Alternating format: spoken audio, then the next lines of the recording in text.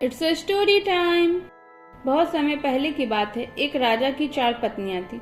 वह अपनी चौथी पत्नी से बहुत प्यार करता था और उसकी खूब देखभाल करता। वह उसको सबसे श्रेष्ठ मानता और उसे हमेशा खुश रखता। वह अपनी तीसरी पत्नी से भी प्यार करता था और हमेशा उसे अपने मित्रों को दिखाना चाहता था। हालांकि उसे हमेशा डर था कि वह कभी भी किसी दूसरे इंसान के साथ भाग सकती है। वह अपनी दूसरी पत्नी से भी प्यार करता था। जब भी उसे कोई परेशानी आती तो वह अपने दूसरे नंबर की पत्नी के पास जाता और वे उसकी समस्या सुलझा देती।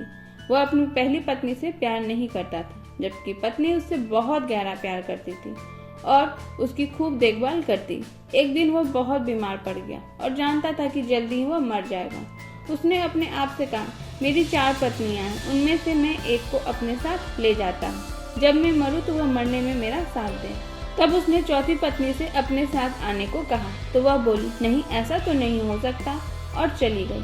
अपनी चौथी पत्नी के इन शब्दों ने राजा के दिल को चीर दिया था। वो बहुत दुखी हुए। उसने तीसरी पत्नी से पूछा तो वह बोली कि जिंदगी बहुत अच्छी है यहाँ, जब तुम मरोगे तो मैं दूसरी शादी कर लूंगी। ये सुनकर तो राजा का दिल और भी कमजोर हो गया था। उसने दूसरी पत्नी से कहा तो वह बोली, माफ कर दो, इस बार मैं तुम्हारी कोई मदद नहीं कर सकती। ज्यादा से ज्यादा मैं तुम्हारे दफनाने तक तुम्हारे साथ रह सकती हूँ। अब तक उसका दिल बैठ सा गया और ठंडा पड़ गया। तब एक आवाज आई, मैं तुम्हारे साथ चलने को तैयार हूँ, तुम जहाँ जाओगे मैं तुम्हारे साथ चलूंगी।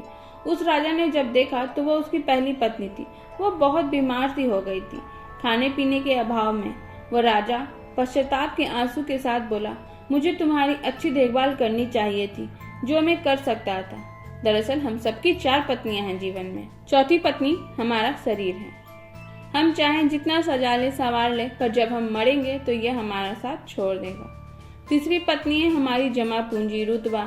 जब हम मरेंगे तो ये दूसरे के पास चले जाएंगे। दूसरी पत्नी है हमारे दोस्त व रिश्तेदार, चाहे वे कितने भी करीबी क्यों ना हो। हमारे जीवन काल में मरने के बाद हद से हद वे हमारे अंतिम संस्कार तक साथ रहते हैं। पहली पत्नी हमारी आत्मा है, जो संसारिक मोह माया में हमेशा अपेक्षित रहती है। यही वो चीज है जो हमारे साथ रहती है, हम जहाँ भी जाएं।